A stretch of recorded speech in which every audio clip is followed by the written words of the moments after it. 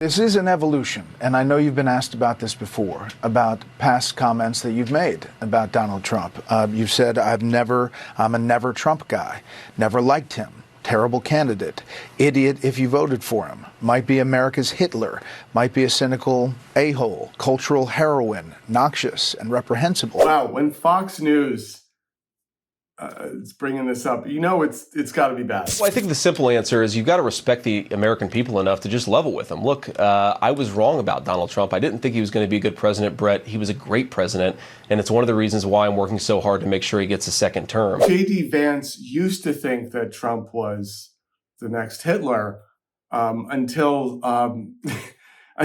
basically Trump said, I'm going to be a day one dictator. And then he's like, oh my God, wow, I thought you were going to be Hitler, but you're going to be a day one dictator. It's a totally different thing, apparently. But nobody had to call me because I made the commitment and we kept you first in the nation. As long as I have anything to say about it, and that we have a good chance of saying for 4 years, we'll have a lot to say about it, 4 years and beyond. Or how about the time he used Nazi logic to justify mass deportation? I will also stop inflation by stopping the invasion, rapidly reducing housing costs. You know, they're taking over our hotels. Think of it. You have people that come in illegally that don't speak the language. We don't even know the country. I love how it's like, I used to think Trump was the next Hitler, but now the entire Republican Party is just about Trump and being a Trump loyalist and, not getting called out as a rhino, that, I've come around to Trump. Basically. Also, there's Bob Good, who's getting primary challenged because he was not a Trump loyalist. He backed DeSantis. Bob Good is in Virginia. He is, to the far right of everything. He's to the right of Mike Pence. But he was not a loyalist. He backed DeSantis during the primary, switched his loyalty to Trump once DeSantis dropped out. But, so yeah, you got to toe the line. Otherwise, you're not going to get elected. Trump, they all need Trump to get elected, to show up and campaign in their district.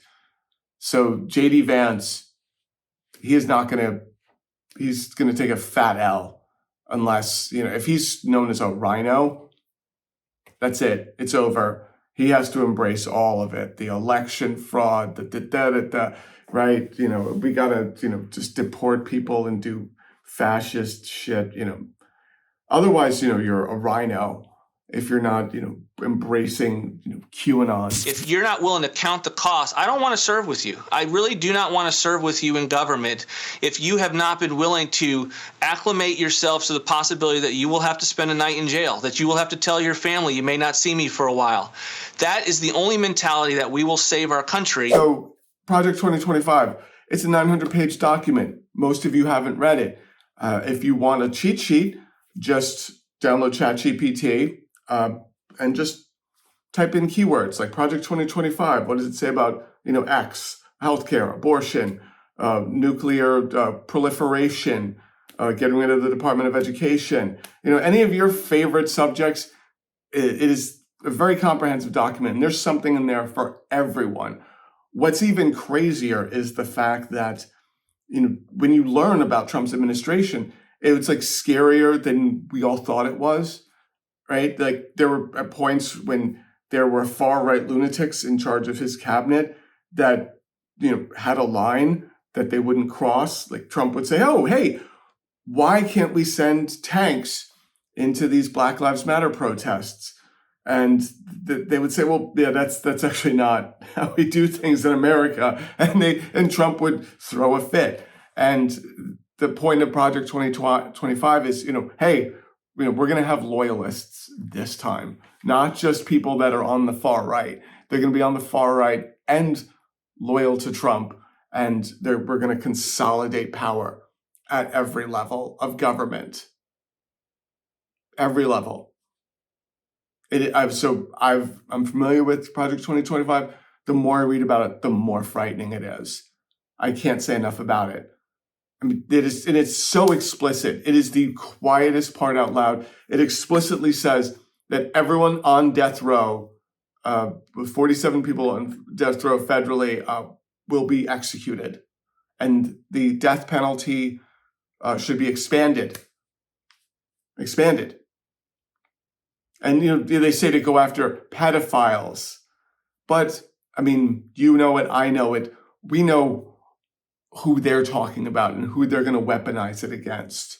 Right now, they're complaining about the DOJ being weaponized against Trump, because they're holding to just the smallest level of accountability. So yeah, they will weaponize law enforcement and the criminal justice system against everyone else. Another fun one for I forgot about this one. Another fun one: nuclear counterproliferation. According to Project 2025, there's what are we doing? We need more nukes. Literally more nukes. Spells it right out. There's no fine print. It is such an explicit document. Amazing. We're on the verge of having someone take over the conservative movement and the Republican Party who's a con artist. Donald, you're a sniveling coward, and leave Heidi the hell alone. I'm a never Trump guy. I never liked him. All I can say is count me out. Enough is enough. I've tried to be helpful. In D.C., Donald Trump speaking on Capitol Hill. He just met with senators, had a business roundtable earlier this morning as well. He'll be talking about his legislative plan and his agenda. As you can see here, we're going to listen in to a standing ovation. People talk about how, this undying loyalty to Trump is dooming members of the Republican Party. I hope so, because, you see people getting primary challenged that they're far right. They agree with Trump. They're they'll push the election conspiracy nonsense. They'll push all of it. And, they sort of have a line sometimes, or like I said before, they backed DeSantis. So that's, you got to toe the line. Otherwise, and these are people that are incredibly helpful to Trump. They know how to navigate through government. They know how to do all these great things. I hope there's an implosion that is to the benefit of people that aren't fascists, and I hope that there's something. In some districts, I'm not optimistic. I already know that the whole abortion issue and the IVF issue is hurting Republicans because they're sort of trying to walk back how they feel on this. I mean, Roe was overturned and they have to act like, well, I have a moderate stance on this, maybe 6 weeks, maybe 8 weeks. Meanwhile, MAGA, true MAGA is nah, heartbeat, a conception, ban, mifepristone, birth control, all of those things. So yeah, the extremism, I hope that actually comes back to bite them. If it doesn't, then our country is really turning to full-on fascism, and you're going to have voters that know all about what's going on and don't seem to care because eggs are expensive. Sure.